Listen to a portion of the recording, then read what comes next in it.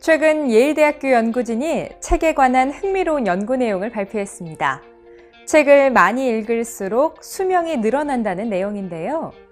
하루 30분 정도 책을 읽은 사람은 독서를 전혀 하지 않는 사람보다 사망 확률이 17% 낮아집니다. 또 하루 30분 이상 책을 읽는 사람은 사망 확률이 23%나 줄어듭니다.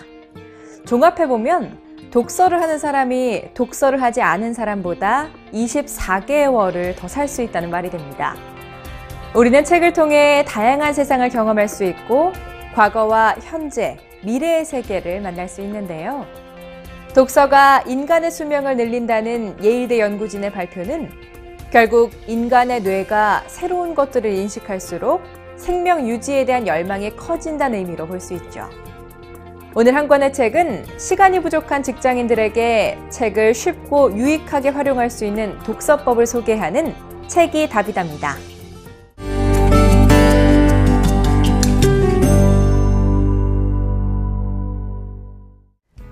지은이 동종성 씨는 삼성전자 내에 행복한 책 독서 동호회를 만들었습니다.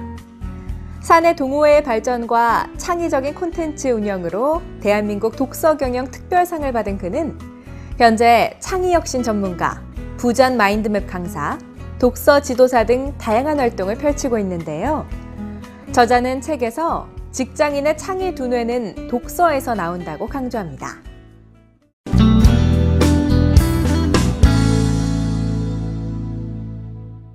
직장인들이 연초 목표로 꼽는 1순위는 자기계발이다. 자기계발에서 독서는 빠지지 않는데 많은 직장인이 올해 책 10권을 읽겠다는 식의 독서 계획을 세운다. 하지만 한 해 동안 책 10권 읽기가 쉽지 않아서 목표 달성에 실패한다. 독서는 양적인 목표보다는 올 한 해 내 인생을 변화시킬 만한 책 한 권을 읽겠다와 같은 질적인 목표를 세우는 것이 좋다.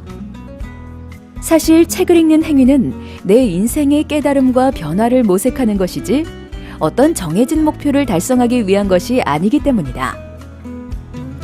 우리 회사 직원들이 왜 책을 읽는지 살펴보면 나를 찾기 위해서라든지 즐거움을 느끼기 위해서, 마음의 안정을 위해, 지적 호기심을 위해 등 심리적 만족에 중점을 둔 독서를 한다는 사실을 알 수 있다.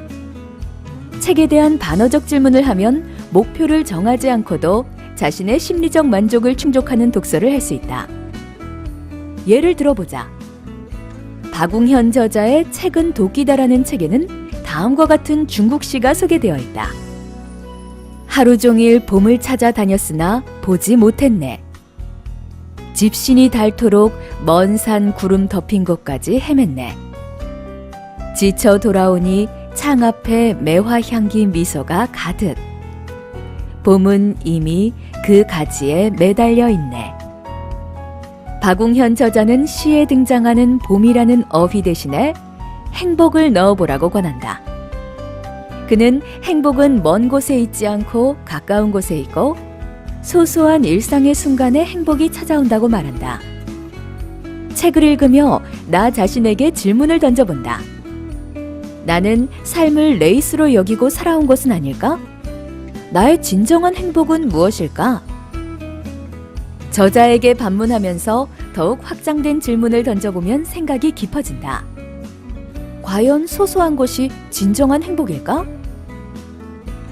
확장 질문과 함께 실천적인 질문도 던져본다. 행복에 대한 나만의 정의가 있다면 나는 과연 그 정의대로 실천하고 있는가? 책을 읽고 난 후에는 성찰적인 질문도 해본다. 이 책이 내게 주는 시사점이나 교훈은? 이처럼 책을 읽으며 스스로 질문도 하고 반문도 하게 되면 한 가지 고정관념에 사로잡히는 상황에 놓여 있더라도 새로운 관점을 가질 수 있고 사고력이 확장되어 다르게 생각할 수 있다. 이것이 바로 창의 독서이다.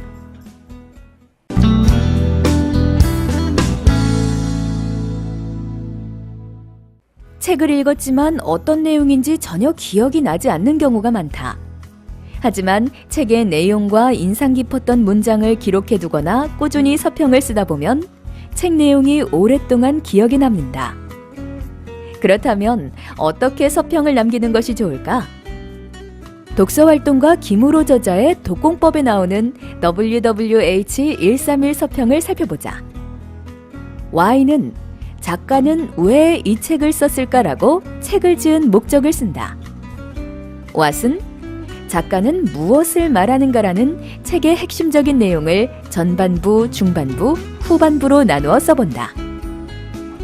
How는 나는 어떻게 적용할 것인가 하는 실천사항을 기술한다. 131은 책을 읽고 한 문장으로 자기 주장을 쓰고 그 주장에 관한 자기 생각을 3가지로 기술하며 결론과 아쉬운 점 1가지를 기술한다.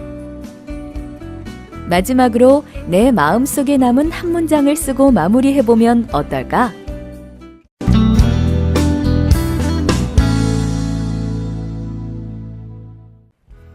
직장 생활을 하다 보면 다양한 요인으로 상사나 동료들과 갈등이 빚어진다. 우리는 보통 갈등 상황이 발생하면 자신의 의견이 받아들여지지 않는 데 격분해 상대방의 말을 귀담아 듣지 않게 된다.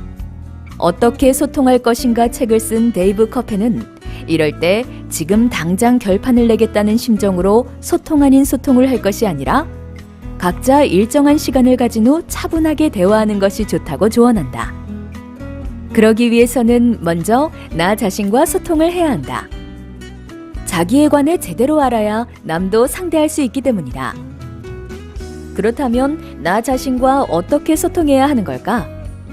그 답은 책에 있다. 우리는 세상의 모든 것을 경험할 수 없으므로 다른 사람의 인생 경험이 녹아있는 책을 읽는다.